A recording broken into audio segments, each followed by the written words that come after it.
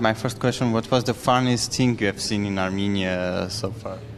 The funniest thing that I've seen in Armenia? Wow, that's a really good question. I want to say it's very strange to see Kentucky Fried Chicken, KFC, is an American food chain. And when you get to a place like Armenia, you're so excited to be on the other side of the world, away from all the Western influences, all the stuff that we think maybe not be the best thing for the world.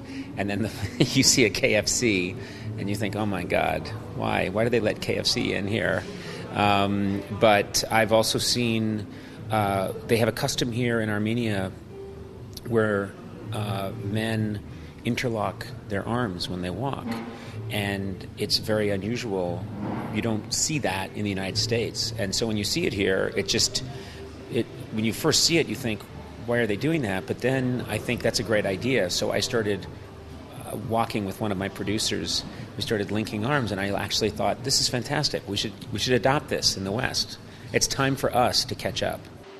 And a little bit serious question. After the Armenian genocide anniversary, have anything to do with your visit? Well, it timed out.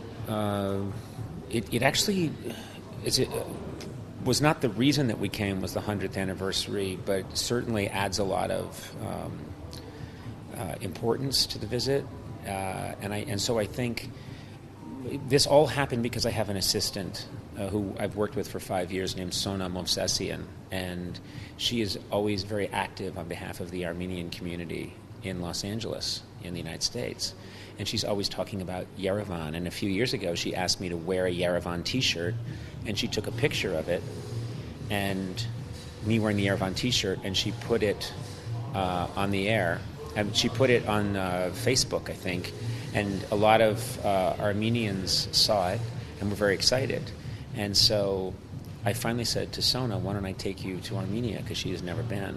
And so that was the story behind the trip. This is a story of me taking my assistant, who's also my friend, back to her country that she's never been to before. And we have a lot of fun adventures, but we also go to the Genocide Memorial. And so there's a lot of different elements to the program that's going to air in November in the States, and it will also be available here on the internet. And I want it to be a show that I went to Cuba a few months ago, and it was very successful. And it had a humanity and a sweetness to it that I wanted to bring to this episode. So it's us, me looking silly in different situations, but also us addressing some of the serious aspects of what's happened and just getting to know the people and making friends. So that's been the best part of the show, is just trying to make Armenian people laugh. And if they're laughing at me because they think I'm ridiculous, that's fine too. And do you know that the U.S. doesn't recognize officially Armenia? Yes, I do know that. And, it's been very controversial. And obviously, there's a lot of politics involved. And I'm not a politician. I'm not an expert on, I'm not a State Department official. I'm not an expert on world affairs. I know that it's very complicated because of Turkey's relationship with the United States.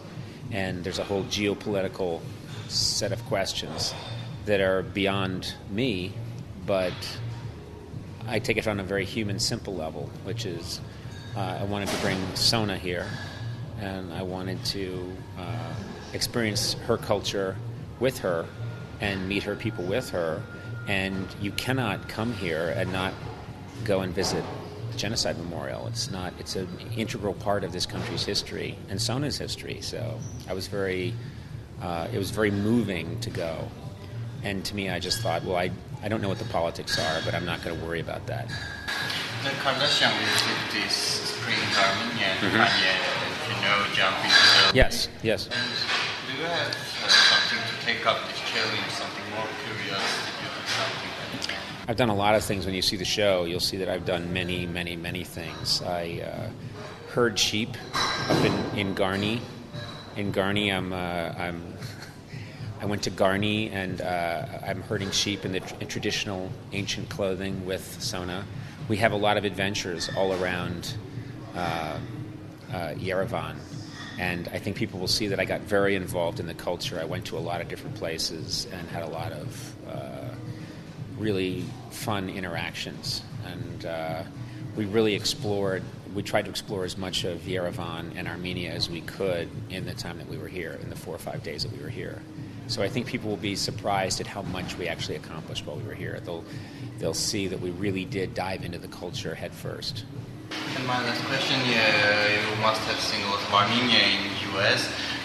Do they all of them have gold iPhone? Do they all have, I'm sorry, what? Gold iPhones. Gold iPhones? No. And so we've increased production on the gold iPhone, and we should have more available in just a matter of weeks. Weeks? No, man. Rome wasn't built in weeks. It was built right now. You want iPhone Gold? I get you iPhone Gold. No, I don't think so. I've not noticed. What I've noticed, the trait that I see with Armenians that live in the United States, especially in Los Angeles, where there are so many that live there now, Sona and her friends and her family, is that they're very intelligent people, but they're very also strong. They're very, and I don't just mean physically strong, spiritually very strong people, very strong-willed, and Sona has taught me a lot. Sona as a person has taught me a lot, and getting to know her family. They're very impressive people, the Armenians. So. Thanks a lot. Thank you very much. All right, take care. Thank you. See you guys later. Thank you.